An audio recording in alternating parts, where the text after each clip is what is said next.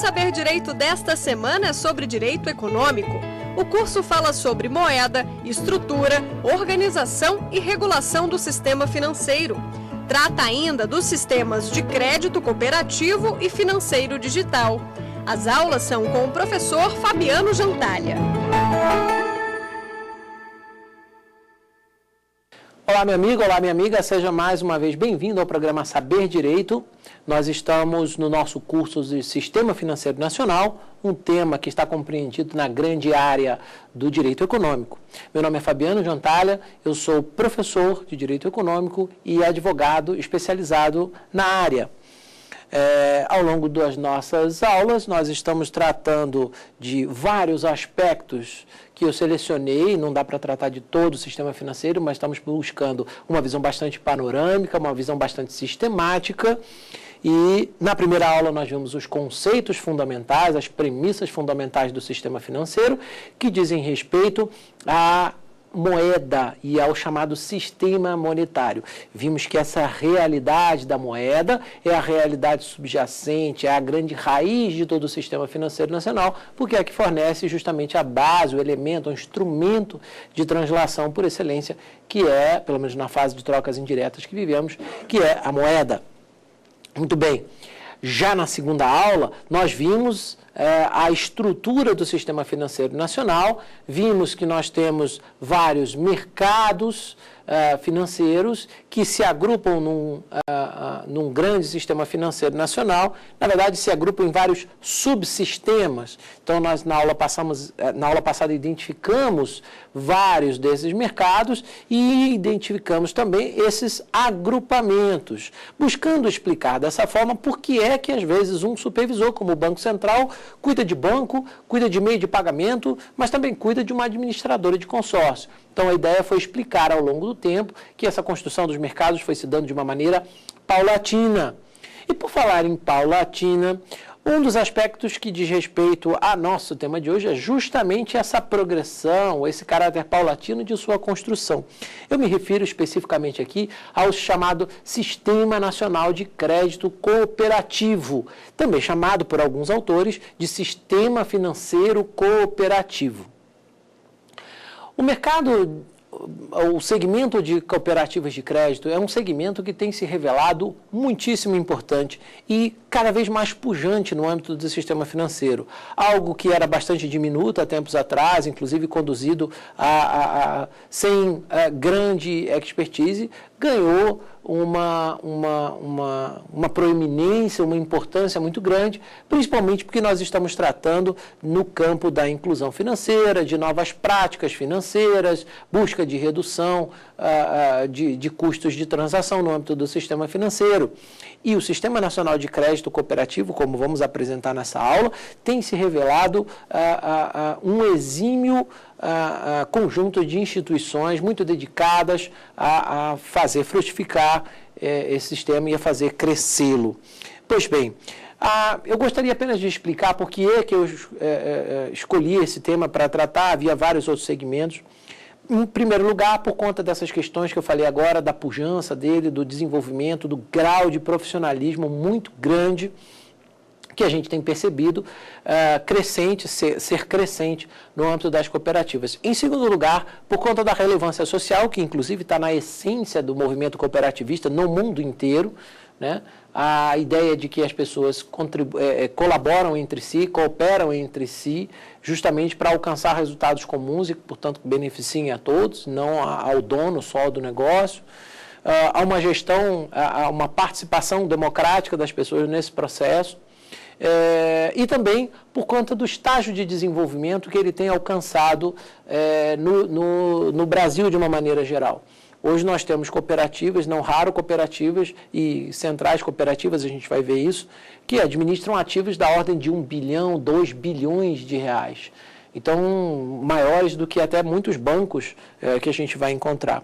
Então, a ideia foi trazer o sistema cooperativo até para contribuir para a popularização desse conhecimento, para a democratização desse conhecimento, até para que você, meu amigo, minha amiga que está assistindo, se por acaso tiver interesse, quem sabe acaba não despertando a vontade de integrar uma cooperativa de crédito ou de experimentar novas formas de negociação e de participação em relações com instituições financeiras. Em primeiro lugar, como esse tema não é um tema de domínio muito amplo, eu queria dar um pequeno passo atrás para, antes de falar de cooperativismo financeiro, falar da ideia do movimento cooperativista como um todo. A ideia do que é o cooperativismo, como ele surgiu e que tipo de princípios, porque isso, se olhado sob um prisma sistêmico, vai nos mostrar que o movimento cooperativista do âmbito financeiro é mais uma das, e talvez um dos mais tardios,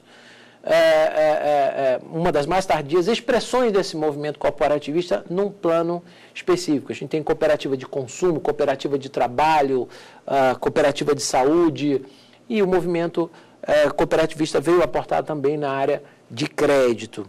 Pois bem, em termos da origem, é importante dizer que há muitos séculos, né, mesmo antes do surgimento, como a gente vai ver agora se deu no século XIX, há muito tempo a humanidade ela se batia, se debatia e debatia também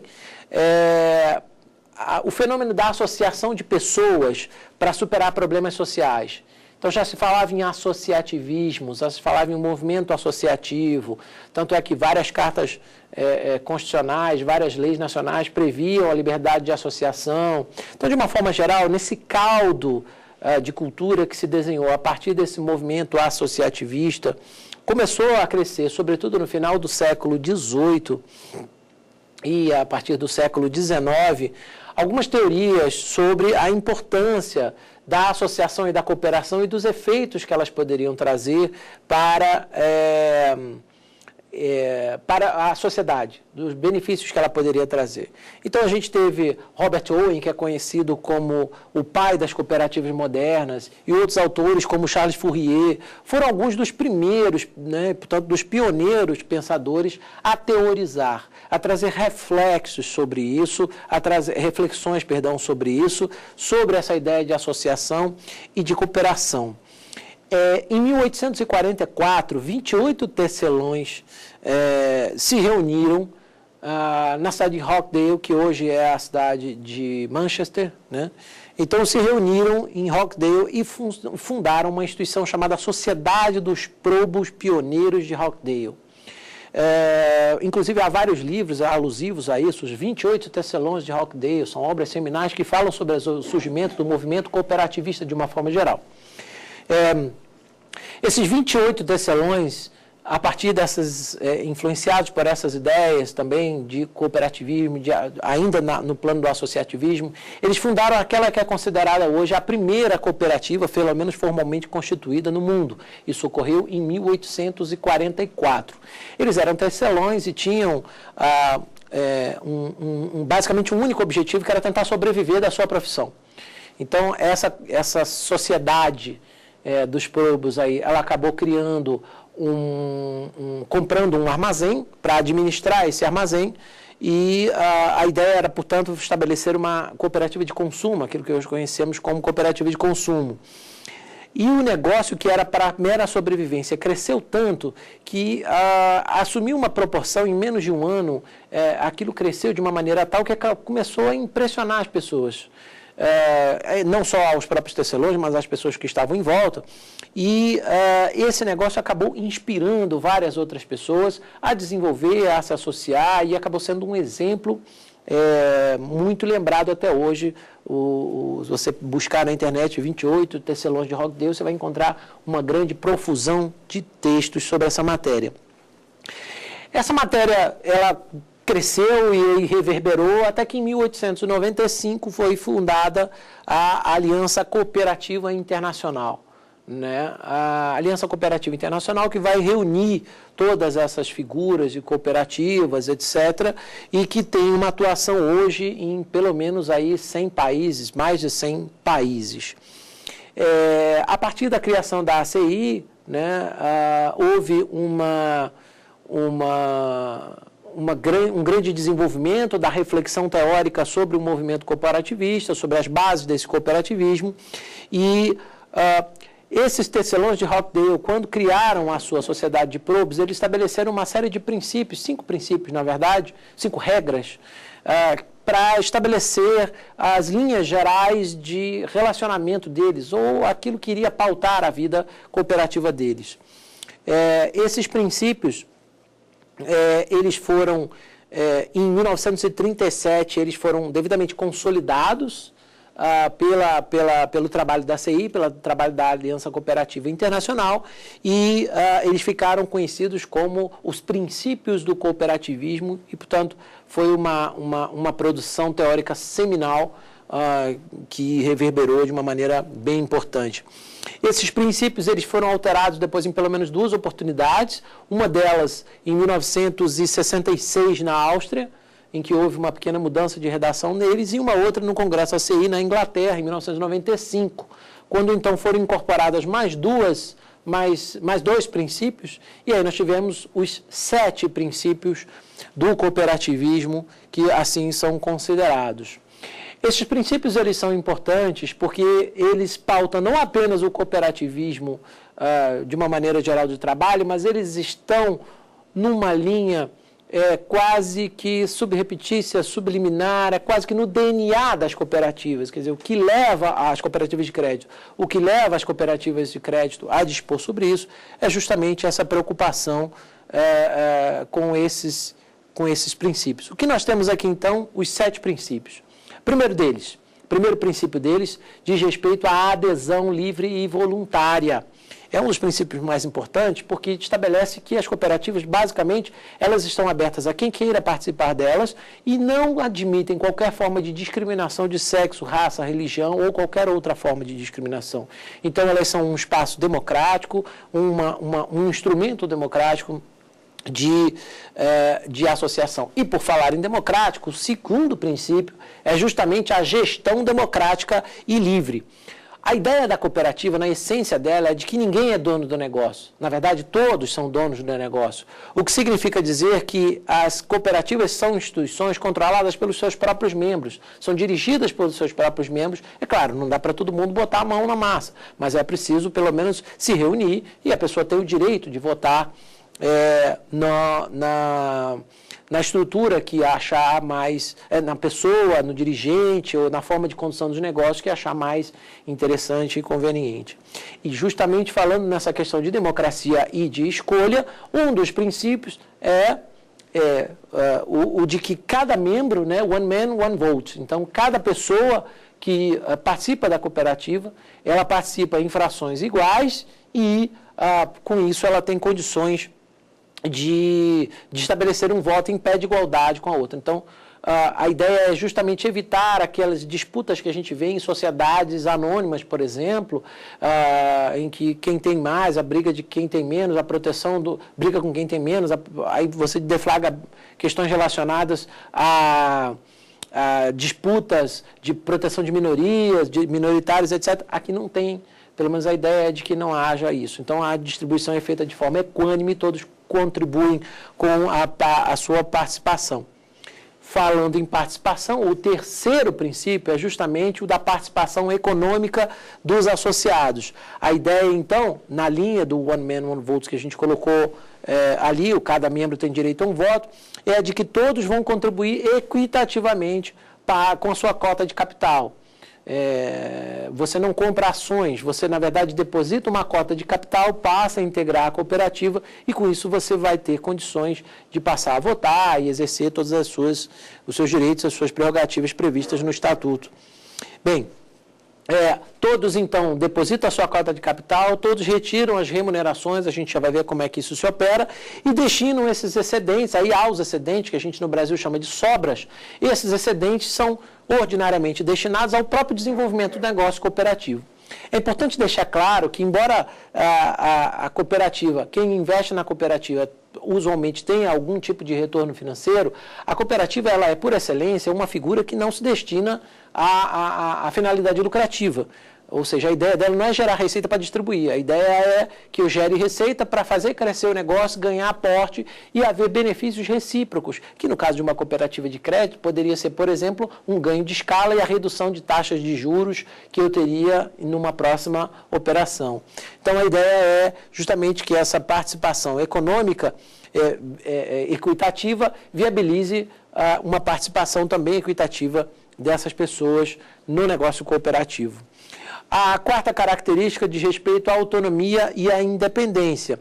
A ideia é de que as cooperativas são autônomas, elas caminham pelas próprias pernas, elas se gerem pelas próprias pernas, e a ideia, o princípio básico delas é o de ajuda mútua. Descendo um pouco mais a minúcias, eu poderia até dizer o seguinte, que a ideia por trás da autonomia e da independência é: não vamos depender de ninguém, eu não vou ficar na mão de ninguém, a gente quer gerir o nosso próprio negócio de forma a conquistar a nossa autonomia profissional, a nossa autonomia financeira. Então está na essência do movimento cooperativo essa emancipação, que poderíamos dizer até no campo econômico, essa emancipação creditícia, quer dizer, não depender de um, de dois ou de três, eu vou lá na minha cooperativa, converso, me submeto aos procedimentos de avaliação de crédito e tenho meu empréstimo, dependendo da cooperativa, não raro, em condições mais favoráveis, que é o que eu encontraria em outra instituição. O quinto princípio é o da educação, formação e informação. Esse princípio está muito relacionado a um aspecto importante, que é esse aspecto democrático, esse aspecto social, mas no campo do conhecimento. Então, a ideia é de que as cooperativas devem promover a educação e a formação de seus próprios membros para que eles assumam a direção do seu negócio, para que eles façam de forma mais eficiente e, com isso, todos cresçam. Mas ele também está associado à necessidade, ou pelo menos a um dever que se espera da cooperativa, a uma contribuição que se espera da cooperativa, de também informar o público sobre os produtos, sobre as vantagens desse negócio cooperativo. Isso significa dizer, portanto, que ela cumpre uma função dentro do contexto social que ela representa, que inclusive vai se traduzir no outro princípio que eu já vou falar. O sexto princípio, e não menos importante, é o da intercooperação. A ideia aqui, em linha com a da autonomia e independência, em linha com a da participação econômica, a ideia aqui é a de que as cooperativas, elas trabalham em prol de seus membros. E se trabalham em prol de seus membros, devem trabalhar em conjunto. Em várias legislações, em várias leis nacionais, é prevista essa cooperação. Inclusive nós, no nosso ordenamento, a Lei Complementar 130, que eu já vou mencionar, que trata do negócio cooperativo, ela estabelece justamente que as cooperativas, se tiverem convênio, as cooperativas centrais e as confederações de cooperativas podem gerir, por um período de tempo pré-determinado, em regime de cogestão, as cooperativas singulares. Então, assim, uma ajuda a outra. A própria ideia de você, como veremos a seguir, ter uma cooperativa central e uma confederação está relacionada a esse movimento no sentido de estabelecer uma intercooperação, ainda que seja o compartilhamento de economias de escala ou de escopo, como a gente costuma dizer. E, por fim, o último princípio, o princípio da responsabilidade social, que não dispensa grandes elucubrações, é o princípio de que a cooperativa deve se engajar no seio da comunidade em que se encontra, deve se engajar e tem, portanto, deveres de lealdade, tem deveres de responsabilidade socioambiental, inclusive, com os chamados stakeholders, ou seja, com aqueles que têm algum tipo de relacionamento com ela, seja na condição de empregado, seja na relação de cooperativado, seja na relação de fornecedor, seja na relação de meio ambiente, inclusive. Então, a ideia aqui é de que a cooperativa ela também atenda esse preceito de responsabilidade social. Muito bem. E como é que as cooperativas estão previstas no nosso ordenamento? Agora caminhamos mais para a nossa realidade. Bom, em primeiro lugar, nós temos o artigo 192 da Constituição, que, como já vimos, é sintético, é simples, mas tem ali uma coisa muito importante, tem uma parte muito importante, que é justamente a presença da cooperativa de crédito, inclusive expressamente colocada ali. Então, o próprio artigo 192, apesar de ser muito sintético, estabelece que o sistema financeiro deve ser integrado pelas cooperativas de crédito, prevê expressamente isso. Mas não é só isso. No artigo 5º, a gente vai encontrar na Constituição, ela é muito cheia de menções, se comparado a outros setores, ao cooperativismo e ao associativismo de uma maneira geral. O artigo 5º, inciso 18 da Constituição, estabelece a liberdade de associação. né, estabelece que a criação de associações e, na forma da lei, de cooperativas, independe de autorização, sendo vedada a interferência estatal em seu funcionamento. Essa afirmação busca garantir esse direito ao associativismo, ao cooperativismo, que a gente vê reconhecido na literatura mundial e em várias outras disposições legais também. O artigo 146, inciso 3º, na linha C, 146, inciso 3º, a linha C, portanto, na parte tributária, vai estabelecer uma série de regras relacionadas à necessidade de que a lei complementar estabeleça um tratamento diferenciado para o ato cooperativo.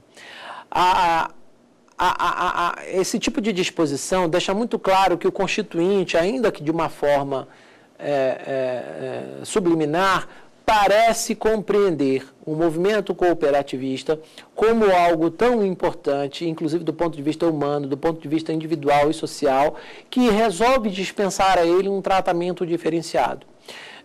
Inclusive do ponto de vista em sintonia com o que é dado, melhor dizendo, a outras figuras como microempresas e empresas de pequeno porte, que a gente vai encontrar, por exemplo, no artigo 179 da Constituição e no artigo 170 da Constituição em um de seus incisos também. Além disso, a gente vai encontrar no artigo 174 da Constituição, que vai tratar das formas de intervenção indireta do Estado no domínio econômico, um detalhe bem interessante. Quando, no artigo 174 caput, a Constituição estabelece que o Estado intervirá, né, na forma de incentivará o exercício da atividade econômica, ele coloca logo como um de seus parágrafos que a lei deve apoiar e incentivar o cooperativismo e outras formas de associativismo. Então, veja, mesmo quando ele fala da intervenção indireta do Estado no domínio econômico, quer dizer, que o Estado é tido como agente normativo e regulador da atividade econômica e deve exercer as funções de fiscalização e fomento da atividade, né, deve estimular a atividade econômica, ele diz, opa, deve estimular, mas não esqueça desse aqui. Essa atividade eu considero relevante, disse o Constituinte. Então, a Constituição, eu acabei de citar aqui pelo menos 4 dispositivos na Constituição que tratam de aspectos cooperativos. Muito bem, mas e como é que fica nessa história toda, agora especificamente, o cooperativismo financeiro, o cooperativismo de crédito aqui, para nós, por enquanto, que interessa? Nós tivemos uma sucessão de regras no direito brasileiro, pelo menos desde a década de 30, e até um pouco antes, a gente tem algumas regras um pouco mais robustas sobre isso, mas sem dúvida nenhuma, a Lei Geral do Cooperativismo, a Lei 5764 de 71, ela apresentava algumas limitações, pelo menos do ponto de vista da estruturação de um sistema de crédito cooperativo mais pujante, mais forte. Ela era uma lei mais geral. Então, houve por bem o legislador editar a lei complementar que dispõe sobre essa matéria, a lei complementar 130 de 2009. E aí o que se fez foi montar um quadro normativo de uma forma bastante interessante. Não é perfeita, mas bastante interessante. Então, a lei complementar 130 de 2009 trata especificamente do Sistema Nacional de Crédito Cooperativo, estrutura esse sistema, certo? E ela vai estabelecer um complexo normativo que ela vai colocar da seguinte forma.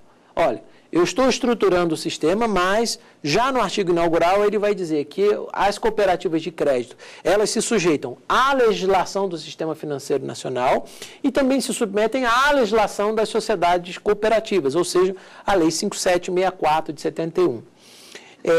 Além disso, o próprio artigo inaugural vai estabelecer que as disposições, as atribuições do Conselho Monetário Nacional, melhor, as competências do Conselho Monetário Nacional e do Banco Central em matéria de instituições financeiras também se aplicam às cooperativas de crédito. Como é que a gente resolve isso do ponto de vista hermenêutico? Basicamente é o seguinte, a cabeça do sistema normativo é o artigo Lei Complementar 130 de 2009, mas, subsidiariamente, vai se aplicar, no que couber, a Lei 4595 e a Lei 5764. A menção à Lei 4595 apenas teve um objetivo de trazer a cooperativa para dentro e dizer, olha, todas as competências de autorização para funcionamento, autorização para constituição, etc., que se aplicam às cooperativas, às instituições de uma maneira geral, vão se aplicar às cooperativas. A ideia é para você não ter que ficar fazendo uma nova lei inteira sobre isso ou reinventando a roda, como se costuma dizer. Então, essas duas leis, a 4595 e a 5764, elas são aplicáveis subsidiariamente, o que significa dizer naquilo que não houver disposição expressa prevista na Lei Complementar 130. Além disso, no exercício das atribuições que lhe foram acometidas, o Banco Central editou a resolução, melhor dizendo, o Conselho Monetário Nacional editou a resolução 4434, ou seja, a resolução 4.434 de 2015, que é a grande resolução que estabelece as regras de constituição, funcionamento dessas instituições. Quais são as linhas gerais dessa lei complementar? Em primeiro lugar, já no artigo inaugural, ela vai definir expressamente que as cooperativas são instituições financeiras. Então, ela vai estabelecer que são instituições financeiras e, como tais, sujeitas à competência normativa do CMNE, Conselho Monetário Nacional, e a competência supervisora do Banco Central do Brasil. Um detalhe, uma inovação interessante que a lei trouxe está previsto no artigo 1º, parágrafo 2º. Antigamente, a legislação admitia que você constituísse uma cooperativa e criasse como se fosse, muitas vezes era assim, uma portinha.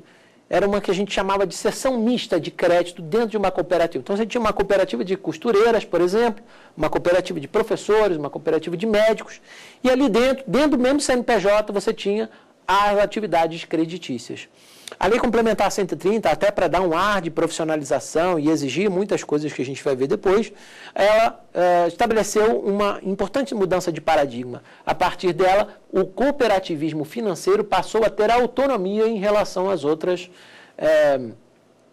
atividades. Isso significa dizer que aquela portinha teve que ganhar um novo CNPJ, teve que ganhar personalidade jurídica. Então, hoje, eu tenho uma cooperativa necessariamente de crédito e somente de crédito, supervisionada pelo Banco Central. O artigo 2º vai deixar claro também, na linha dos princípios cooperativos, de cooperativismo que a gente já viu, que as cooperativas, abre aspas, destinam-se principalmente a prover, por meio da mutualidade, a prestação de serviços financeiros a seus associados, sendo-lhes assegurado o acesso aos instrumentos do mercado financeiro. No artigo 4º, ela vai estabelecer as regras sobre cooperativas singulares. Na verdade, o que nós temos aqui, basicamente, são as estruturas, como está estruturado o sistema. Então, a gente pode dizer que ele está estruturado em 3 níveis, embora não seja necessariamente assim que aconteça muitas vezes, mas ele está estruturado em 3 níveis. O primeiro nível, o nível básico, onde pessoas físicas e pessoas jurídicas podem ingressar, é o das cooperativas chamadas singulares. É aquela que você vai procurar para se associar, para fazer a sua cota à parte, etc. Essas cooperativas, elas podem ser integradas por pessoas físicas ou por pessoas jurídicas, tá certo? E o quadro social, as condições de afiliação, ela é definido pela Assembleia Geral por meio do seu estatuto. Então, é no estatuto que essas regras estão aí previstas. Há algumas regras específicas que estão no artigo 4º, parágrafo único da lei, que vai estabelecer que, embora a pessoa jurídica possa participar, em regra, União, Estados e Distrito Federal não podem tomar parte de cooperativas. Também não pode tomar parte, por exemplo, instituições que possam exercer algum tipo de concorrência com a cooperativa. Então, uma sociedade que opere nesse mercado de crédito não pode tomar parte da cooperativa, porque senão ela vai desnaturar completamente aquela ideia de ajuda de auxílio mútuo, né? As cooperativas singulares, elas podem ou não se filiar ao 2º e 3º grau, como eu falei, às centrais e confederações. Quando você se filia a uma central ou a uma confederação, normalmente as duas estão coligadas, estão reunidas no mesmo bloco, fica muito mais fácil, porque você já tem uma expertise de sistemas, já tem uma expertise financeira, já tem planos de negócio mais ou menos adaptados ao perfil do seu do seu business, do seu negócio que você quer estabelecer, inclusive do ponto de vista geográfico, as peculiaridades locais, etc. Então, as cooperativas singulares, a gente tem disposições simples, estão no artigo 4º da lei. Já sobre as cooperativas centrais, né, o que são as cooperativas centrais? Elas estão previstas no artigo 14 e a gente tem uma disposição bem interessante. As cooperativas centrais, elas são criadas, segundo o artigo 14, com o objetivo de organizar em comum acordo e em maior escala os serviços econômicos e assistenciais de interesse das filiadas, integrando e orientando as suas atividades. Qual que é o objetivo aqui? Sim, bem como facilitando a utilização recíproca do seu serviço. Qual que é a ideia aqui? Poxa, para que você vai, dentro da ideia de intercooperação, né, que a gente viu, para que você vai sair sozinho, desbravar a mata sozinho, se eu já tenho expertise, se eu posso te ajudar, se eu tenho supervisão, se eu tenho sistema, se eu já tenho prática nesse negócio? Então, a ideia das cooperativas, a ideia que leva alguém, uma singular, a se associar a uma central, é justamente ganho de escala, compartilhamento de expertise e, principalmente, nesse campo da expertise, a busca de um auxílio, sobretudo na supervisão das atividades e, principalmente, no início. Essa ideia ela é tão forte de intercooperação e a presença e a importância das cooperativas ela é tão forte nessa atividade de supervisão que o artigo 13 da própria lei complementar, ele estabelece que não constitui violação do dever de sigilo, né, o sigilo bancário, o acesso a informações pertencentes a cooperativas de crédito por parte das centrais e confederações. Então, veja, não tem como fazer supervisão se você não tiver acesso a informações, muitas vezes, de movimentação bancária. Qual que é a ideia aqui, então? Olha, eu estou abrindo mais um caminho. Você pode deixar a sua central entrar aí, supervisionar a sua atividade, te ajudar, a te aprimorar, e isso não vai gerar nenhum tipo de crime por violação de sigilo, aqui nesse caso, de sigilo bancário. Então, essa ideia ela é tão forte e o estímulo da legislação a essa adesão ela é tão forte que até esse permissivo é feito excepcionando a regra de sigilo bancário que a gente conhece.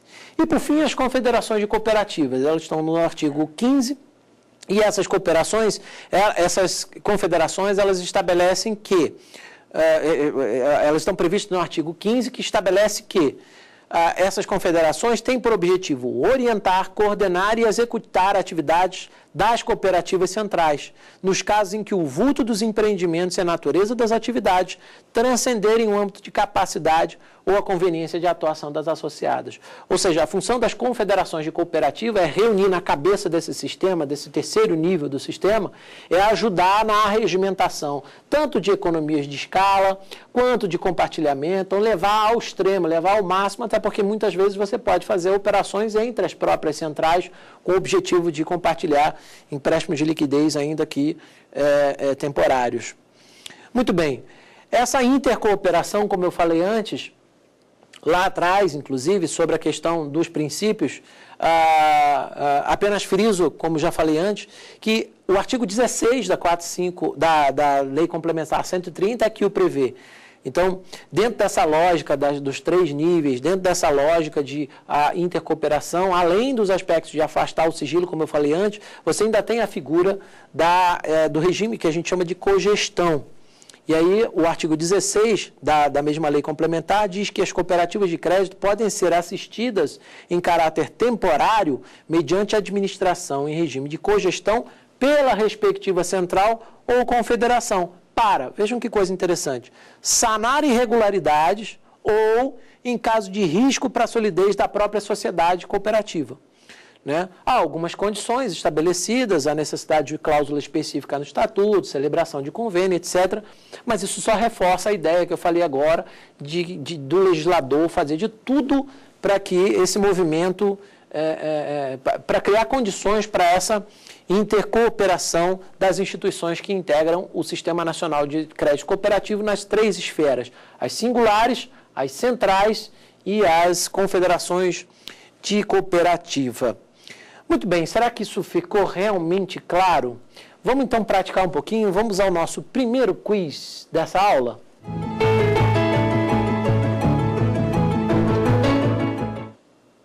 A nossa primeira pergunta de hoje então é: No Brasil, as cooperativas de crédito. Letra A, são instituições financeiras sujeitas às mesmas regras dos bancos. Letra B, são associações civis sem fins lucrativos. Letra C, são instituições financeiras não bancárias sujeitas à legislação do sistema financeiro e das sociedades cooperativas. Ou letra D, não se sujeitam às regras de sigilo bancário. A resposta correta é a letra C. São instituições financeiras não bancárias sujeitas à legislação do sistema financeiro e das sociedades cooperativas. Como nós já vimos, as sociedades cooperativas, como está ali, elas não se submetem às mesmas regras dos bancos. Óbvio que em grande parte dos casos elas terão regras muito comuns, mas não são exatamente as mesmas. Eu quero até esclarecer um aspecto que pode ser bastante polêmico.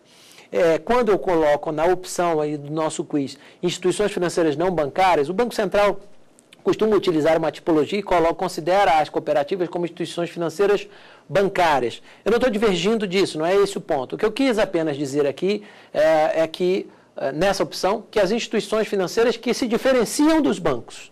Foi nesse sentido que a opção foi redigida, porque verdadeiramente as instituições cooperativas elas têm muitas diferenças em relação aos bancos, a começar pela própria forma de gestão, a começar pelos próprios interesses, que são muito mais interesses mútuos do que interesses individuais dos acionistas ou coisa do tipo, tá certo? Muito bem. Acho, então, que isso ajuda a fixar um pouco de tudo que a gente já falou e, com isso, a gente pode passar à próxima etapa. A próxima etapa, que diz respeito às espécies de cooperativa. Então, a gente tem a classificação. A classificação das cooperativas, e aí eu me reporto especificamente à resolução número 4434 de 2015, ou seja, a resolução número 4.434 de 2015, editada pelo Conselho Monetário Nacional. De acordo com essa resolução, a gente pode tirar basicamente duas formas de classificação das cooperativas. A primeira delas, segundo o critério de admissão. Então, você tem aí pelo menos 7 características, 7 classes diferentes. De uma forma geral, você tem alinhamentos a categorias ou pertenças a categorias profissionais. Então, você tem, primeiro, a regulamentação admite empregados, servidores e pessoas físicas prestadoras de serviço de uma ou mais empresas, públicas e privadas, naquela região. Profissionais ou trabalhadores dedicados a uma ou mais profissões e atividades. Crédito rural, a chamada cooperativa de crédito rural, que na verdade é de pessoas que protagonizam atividade agrícola. As cooperativas podem ser também restritas a pequenos e microempresários e microempreendedores, a empresários de qualquer porte, mas também é uma das cooperativas que mais tem crescido, as cooperativas de livre admissão, aquela em que cooperativa com base geográfica pré-identificada, que a pessoa não precisa preencher nenhum requisito específico. Você chega lá e diz, olha, quero me associar. Muito bem, a sua cota capital é essa, é isso que você tem que contribuir e pronto, passa a fazer parte depois de todos os procedimentos, vai votar e ter a sua conta, etc. Mas também existem as cooperativas mistas. As cooperativas mistas, normalmente, são fruto de cisão ou de incorporação de outras cooperativas, né? Cisão não, fusão de outras cooperativas. Então, a ideia é, por exemplo, uma cooperativa de microempreendedores e, de outro lado, uma de empregados, servidores e pessoas físicas, elas resolvem se fundir. Ora, se eram duas de espécies, por assim dizer, puras, né? Na medida em que elas se fundem, o tratamento passa a ser diferente. Então, elas passam a ser de várias categorias, a gente então vai dizer que elas são mistas. Pois bem, uma segunda classificação que a gente vai encontrar também na 4434, na resolução, é a classificação que leva em conta o tipo de operação praticada. Então, as operações de crédito, basicamente você vai encontrar 3 tipos. As cooperativas de crédito plenas, aquelas que estão autorizadas a todas as operações que a regulamentação prevê para as cooperativas. As cooperativas de crédito clássicas, chamadas de clássicas, que são aquelas que estão autorizadas à prática de determinadas operações em bloco, mas que têm que observar algumas restrições. Por exemplo, não podem aplicar em determinados fundos de investimento, não pode aplicar em atividade de securitização, enfim, há atividades financeiras um pouco mais sofisticadas, que requerem uma expertise maior.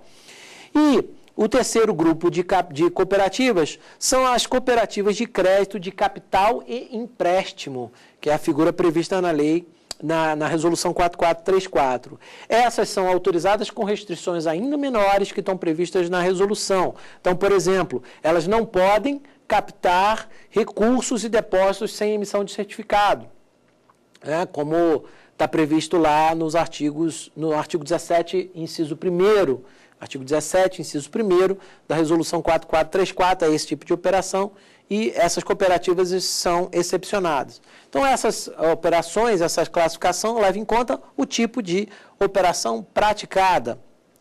Bem, como é que então essas cooperativas, agora que você já entendeu a estrutura, digamos assim, vertical dos 3 níveis, agora que você já entendeu todas as classificações, as espécies que você vai encontrar, como é que se dá o processo de criação de uma cooperativa? Em primeiro lugar, é preciso lembrar que as cooperativas dependem de todos aqueles atos de consentimento por parte do Banco Central. Constituição para autorização, autorização para constituição, autorização para funcionamento, autorização para prática de operações, etc.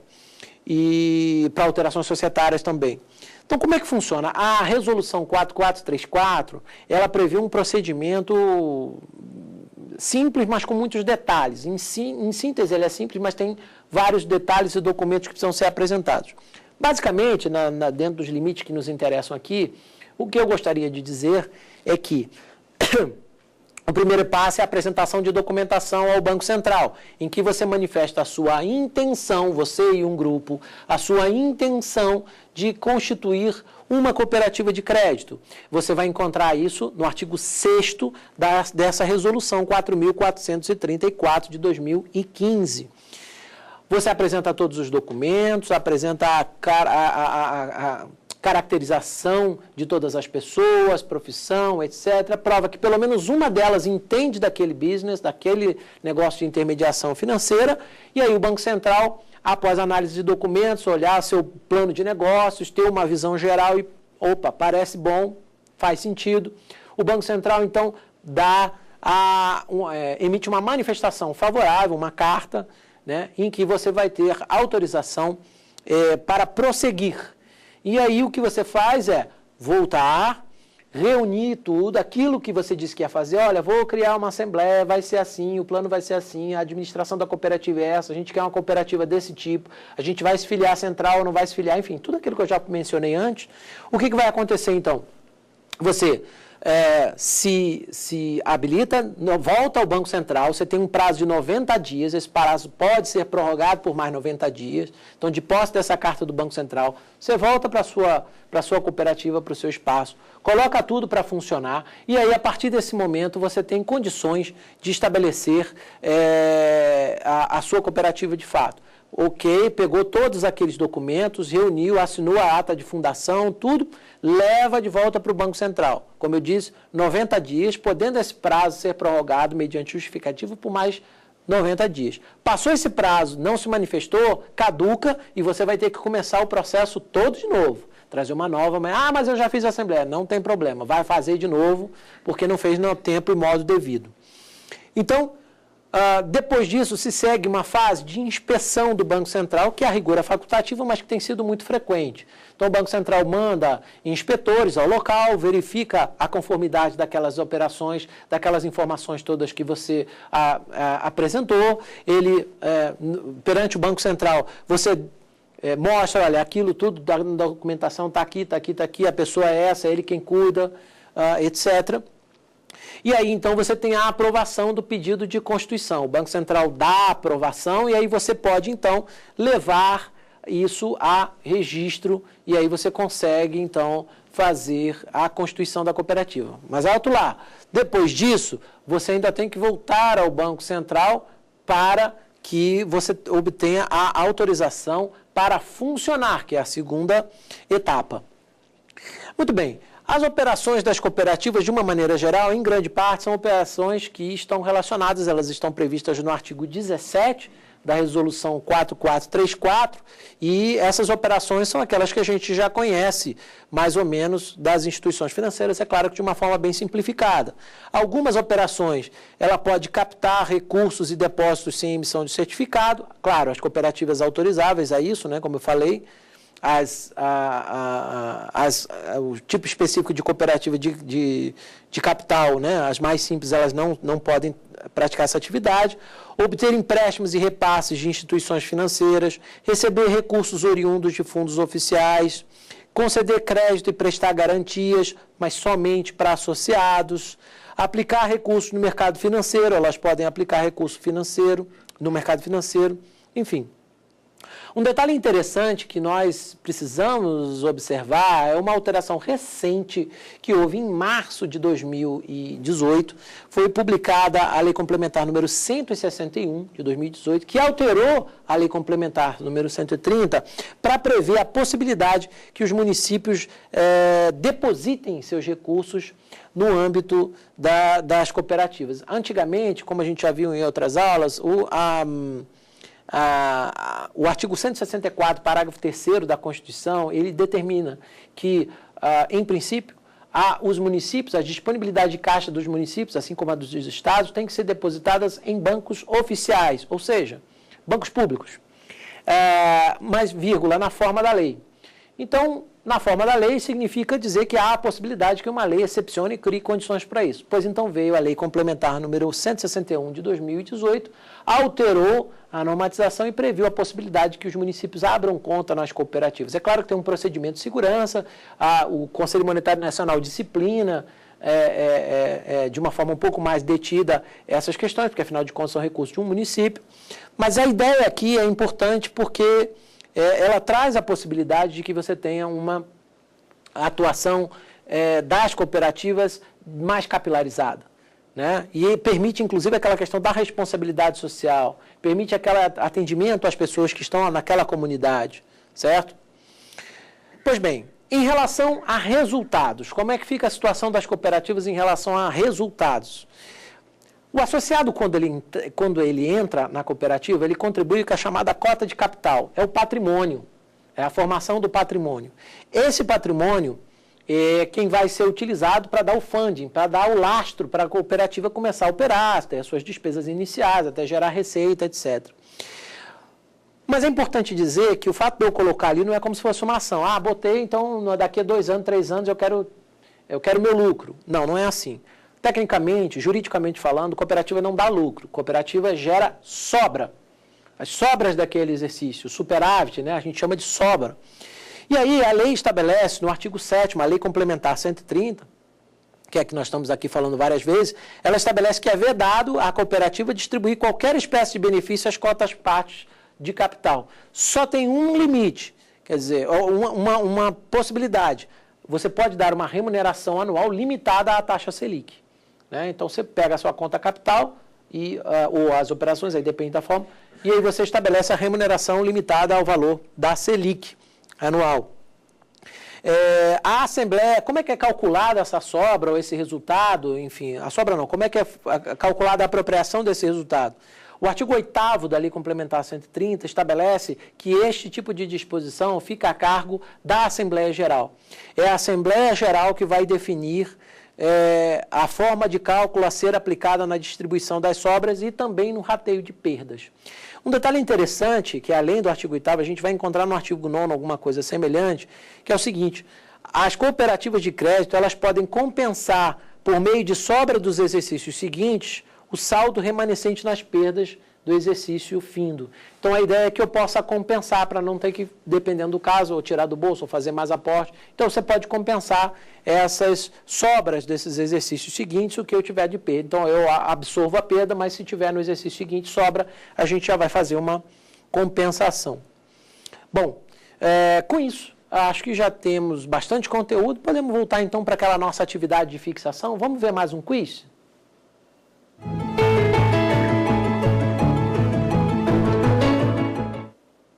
Quanto às operações das cooperativas, é correto afirmar que, letra A, podem captar recursos de seus associados e de municípios, sob determinadas condições.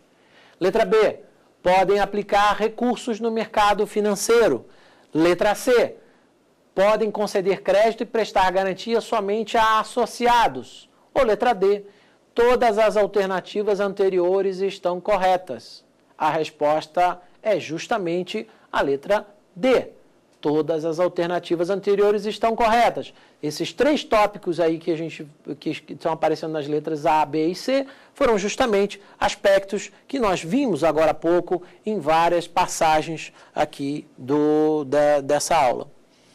Um último aspecto que eu queria colocar é o da governança cooperativa. A governança tem sido algo bastante preocupante para as cooperativas. Então, a gente tem aqui algumas regras. No artigo 26 da Resolução 4434, a gente tem uma regra estabelecendo o seguinte, que as cooperativas de crédito devem observar a política de governança corporativa aprovada pela Assembleia Geral.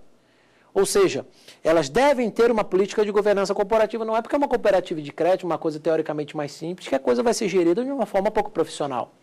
Pelo contrário, inclusive, nós temos aqui 2 modelos de gestão que são muito conhecidos. O modelo monístico e o modelo dual. O modelo monístico, como a gente costuma dizer, tradicionalmente você tem o quê? Numa estrutura societária. Você tem uma diretoria executiva, um conselho de administração e um conselho fiscal. Neste caso, algumas cooperativas, a legislação até permite, no modelo chamado modelo monístico, que eu tenho um conselho de administração em que o presidente, e às vezes até o vice-presidente junto, também acumula um cargo de presidente e de vice-presidente executivo. Então, ele é não só o estratégico, como também o tático, né, da cooperativa. E nesse modelo monístico não há uma segregação formal entre conselho e diretoria. Já o modelo dual, o que é o modelo dual? Você tem um conselho de administração clássico, né? Ele é responsável apenas pela direção estratégica, você tem uma diretoria executiva, que está subordinada a esse conselho, mas que é responsável, a diretoria, pela gestão propriamente dita. Para algumas cooperativas, embora haja uma certa liberdade, para algumas cooperativas, a própria Resolução 4434 exige esse modelo dual. E aí, no artigo 27, ela dá um exemplo. Enfim, ela dá uma previsão. A cooperativa de crédito clássica, já vimos esse tipo, que detiver média dos ativos totais nos últimos 3 exercícios sociais de pelo menos 50 milhões de reais e a cooperativa de crédito plena devem adotar a estrutura administrativa integrada por conselho de administração e por diretoria executiva a ele subordinado. Em relação ainda a esse aspecto da governança cooperativa, alguns dispositivos apenas para que você, meu amigo, minha amiga, depois possa se aprofundar, ler, se você tiver um pouco mais de interesse. Mas, basicamente, a gente tem aquelas funções clássicas de uma estrutura básica, conselho de administração, está lá no artigo 28 dessa resolução, que vai estabelecer a orientação geral, estratégica para os negócios, etc.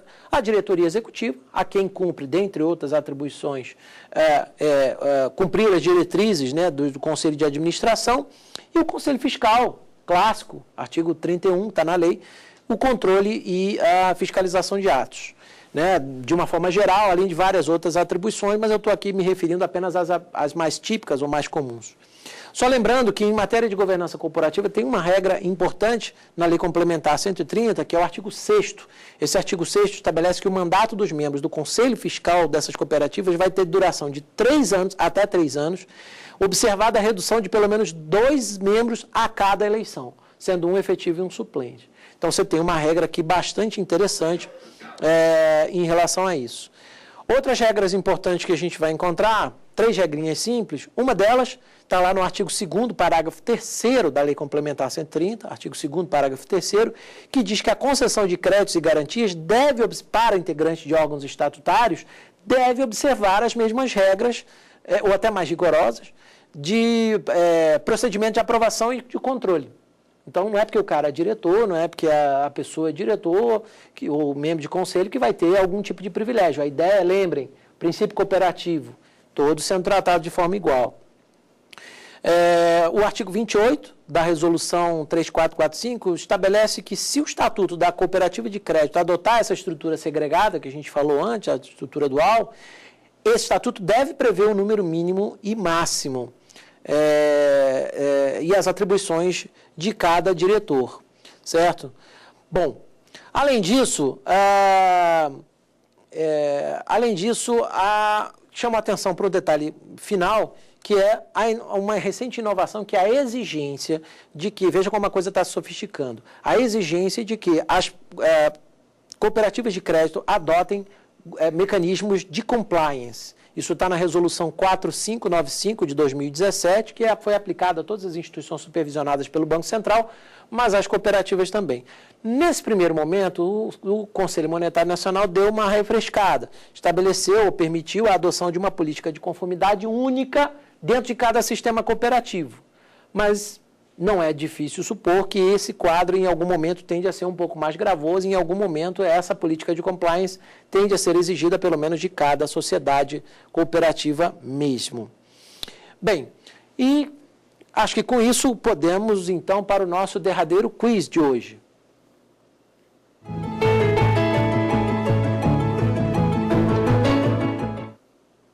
Quanto à governança das cooperativas de crédito, pode-se afirmar que a.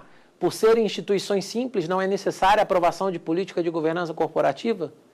Letra B. Os membros de sua diretoria devem ser escolhidos entre os associados, ou seja, somente entre os associados? Letra C. A concessão de crédito aos membros da diretoria pode observar regras menos rígidas do que para os demais associados? Ou letra D. Todas as alternativas anteriores estão erradas? A certa é justamente a que diz que todas as alternativas anteriores estão erradas. Né? Um detalhe importante é que a gestão das cooperativas ela deve ser feita de uma maneira tão profissional que ela não deve prescindir justamente de contratar pessoas, de trazer pessoas que sejam não associados. A resolução é inclusive expressa nesse sentido. Muito bem, com isso concluímos a nossa aula sobre o Sistema Nacional de Crédito Cooperativo. Muito obrigado mais uma vez pela sua audiência. Nos vemos na próxima aula.